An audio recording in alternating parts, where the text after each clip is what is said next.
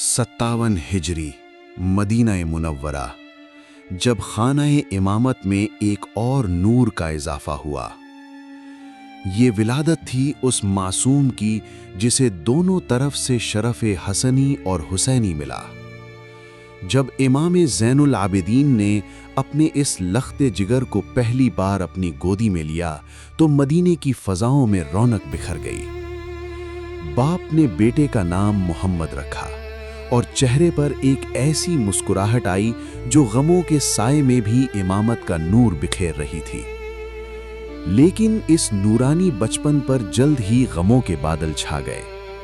صرف 4 سال کی عمر تھی جب اس معصوم نے کربلا کا وہ خون چکا مارکا اپنی آنکھوں سے دیکھا۔ باقر العلوم نے دیکھا کہ کیسے ان کے جد امام حسین علیہ السلام کا سر تن سے جدا کیا گیا۔ انہوں نے دیکھا کہ کیسے ان کے بیمار باپ امام سجاد کو زنجیروں میں جکڑا گیا۔ کربلا سے کوفہ اور کوفہ سے شام کے بازار، اس 4 سال کے بچے نے وہ سب دیکھا جو ایک انسان کا دل ہلا دے۔ امام زین العابدین علیہ السلام کی شہادت کے بعد امامت کی ذمہ داری آپ کے کندھوں پر آئی۔ یہ وہ دور تھا جب بنی امیہ اپنی حفاظت کے جھگڑوں میں مصروف تھے، اور مولا نے اس موقع کا فائدہ اٹھا کر علم و حکمت کا وہ دروازہ کھولا جو قیامت تک بند نہیں ہو سکتا۔ آپ نے دین کی حقیقی تعلیمات کو زندہ کیا۔ اسی لیے رسول خدا صلی اللہ علیہ وآلہ وسلم نے آپ کو پہلے ہی باقر العلوم کا لقب دیا تھا، یعنی علم کو چیرنے والا اور اسے پھیلانے والا۔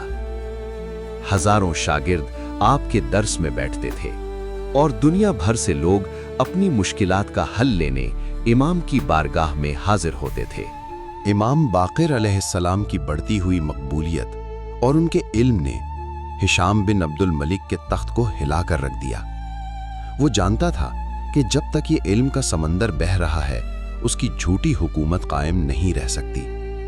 چنانچہ ہشام بن عبد الملک نے مولا کو ہمیشہ کے لیے خاموش کرنے کا ایک خوفناک منصوبہ بنایا۔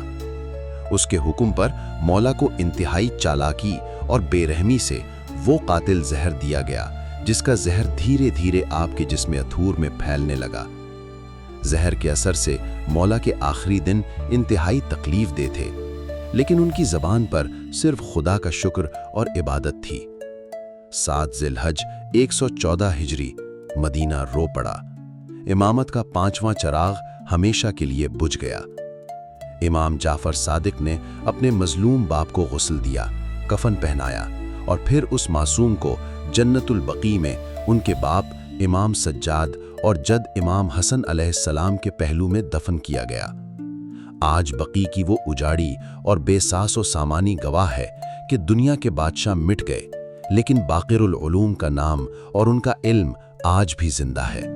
السلام علیکہ یا باقر العلوم۔